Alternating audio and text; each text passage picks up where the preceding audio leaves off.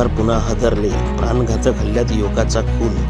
नंदुरबार शहरातील तळोदा रस्त्यावरील सिंधी कॉलनीच्या अलीकडे असलेल्या हॉटेल मंदाकिनी येथे शनिवारी रात्री पूर्व वैमनस्यातून एकावर जमावाने प्राणघातक हल्ला केला. बेसबॉल दांड्याने डोक्यावर हल्ला झाला. या घटनेत सागर रमेश जाधव वय 25 राहणार रायसिंगपुरा नंदुरबार या युवकाला गंभीर दुखापत झाली. जखमी अवस्थेत सागर जाधव शहर पोलीस ठाण्यात फिर्याद देण्यासाठी दाखल झाला, मात्र पुढील उपचारासाठी जिल्हा रुग्णालय येथे दाखल करण्यात आले. दरम्यान शनिवारी रात्री 1:30 सुमारास उपचारादरम्यान सागर जाधव या युवकाचा मृत्यू झाला. या प्रकरणी संशयित आरोपी म्हणून पोलिसांनी विकी राजपूत, कैलास पाडवी, बंटी वसंत चौधरी, DK ठाकरे आणि अन्य 1 जण असे 5 जणांविरुद्ध कलम 302 प्रमाणे गुन्हा दाखल करण्यात आला आहे. कायदा व सुव्यवस्थेच्या दृष्टीने जिल्हा पोलीस दलाने घटनास्थळी भेट दिली असून CCTV फुटेज ताब्यात घेतले आहेत. तसेच तळोदा रस्त्यावरील हॉटेल मंदाकिनी परिसर आणि रायसिंगपुरा भागात पोलीस बंदोबस्त लावण्यात आला आहे.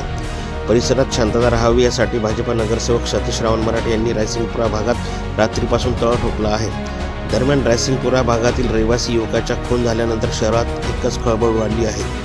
नंददर्पण न्यूज लाईक करा, सबस्क्राईब करा आणि शेअर करा. धन्यवाद.